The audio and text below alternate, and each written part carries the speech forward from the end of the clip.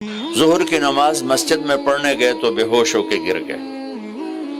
آپ نے سلام پھیرا تو پوچھا یہ کون بے ہوش ہو؟ کہا جی قیس بن سرمہ. اما کیا ہوا؟ کہا جی وہ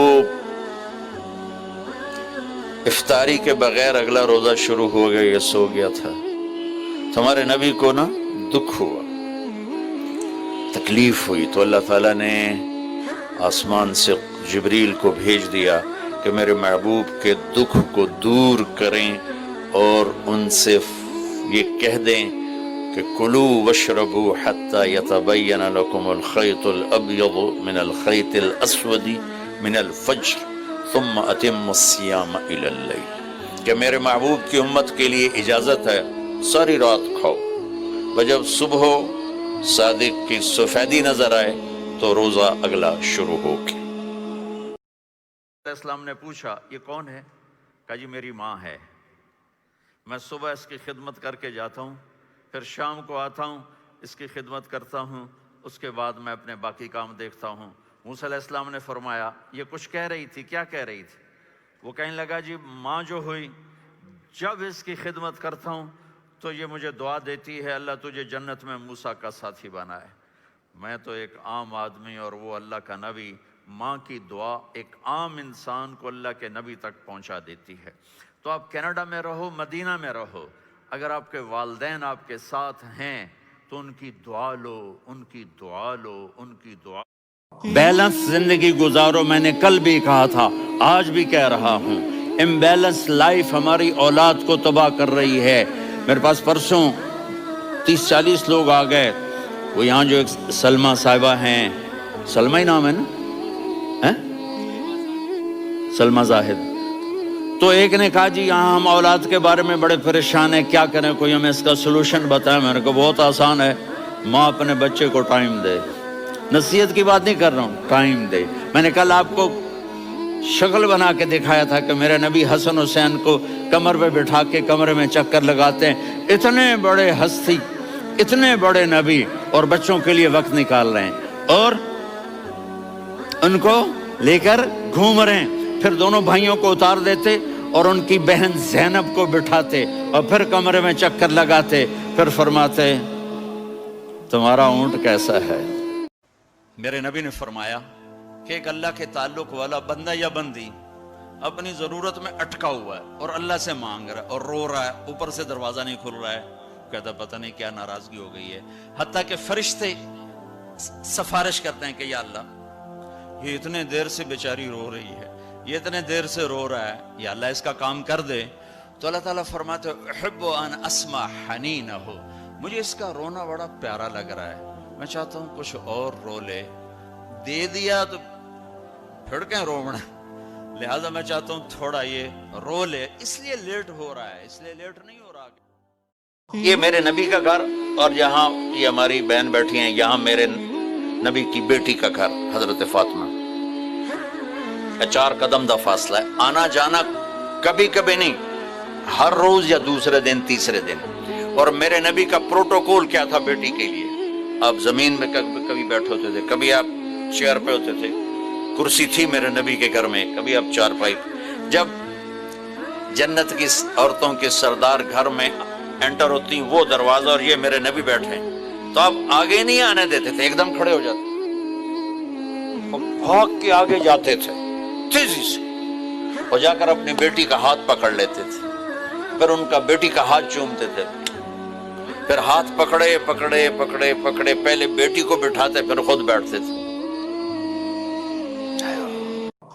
ہمارے موبائل نے ہمارے اخلاق برباد کر دیے. موبائل سامنے، ہاں جی بولو کی گل سن رہا پہ گل کر، تم سن رہا، ہاں کی گل، بے عزت کر کے رکھ دیا، ذلیل کر دیا. بیوی بات کر رہی، موبائل سے کھیل رہا اور بات کر رہا ہے، بچہ بات کر رہا ہے. اس لفظ سے غور فرمائیں، توجہ کیجیے، ذرا توجہ فرمائی. توجہ کے تا ہٹاؤ تو پیچھے وجہ نکلتا ہے. وجہ چہرے کو کہتے ہیں کہ حضور اے اپنا منہ شریف میرے ال کر کے گل کرو. اس لفظ کا مطلب یہ ہے میرے نبی صرف منہ نہیں کرتے تھے، سینہ کرتے تھے. یہ انسان کی بطور انسان عزت ہے. ہماری بیویاں ذلیل ہو گئی ہمارے موبائل کے پیچھے، ہمارے بچے ذلیل ہو گئے ہمارے موبائل. میرے نبی نے فرمایا دین دیکھو، اخلاق اخلاق دین جہاں دیکھو رشتہ کر دو. اگر بچہ اپنی پسند کا اظہار کر دے تو اسے نافرمانی نہ سمجھو کہ تو اپنی پسند کا اظہار کیوں کرتا ہے. اگر بچی اپنی پسند کا کہہ دے کہ میری یہاں شادی کریں تو اسے بے ادب، اسے بے حیا نہ سمجھو. اس نے حیا کے ساتھ شریعت کے مطابق ایک چیز کا مطالبہ کیا ہے. اللہ کا واسطہ دیتا ہوں ماں باپ کو، اپنے بچے بچیوں کی شادی میں ان کی رائے لو. آپ کو عجب حدیث سنو، ابھی یاد آئی. قیامت کے دن بلایا جائے گا، بلاؤ بھائی مفتی نجیب بڑا آیا فتوے دینے والا، تولو اس کے عمل تولو، ٹھیک ہے. طارق جمیل کو بلاؤ بڑا بھاری خطیب بنا پھرتا ہے، اس کے عمل تولو. سب سے پہلے کس عمل کو تولا جائے گا؟ دوبارہ، سب سے پہلے کس عمل کو تولا جائے گا؟ وہ میری تبلیغ نہیں، میرا اللہ کہے گا بیوی سے کیا سلوک تھا وہ تولو. مفتی صاحب ہے، مولانا صاحب ہے، رضوان صاحب بڑا تاجر ہے، نمازیں نہیں تولی جائیں، سب کچھ تولے گا. سب سے پہلے بیوی سے سلوک تولا جائے گا.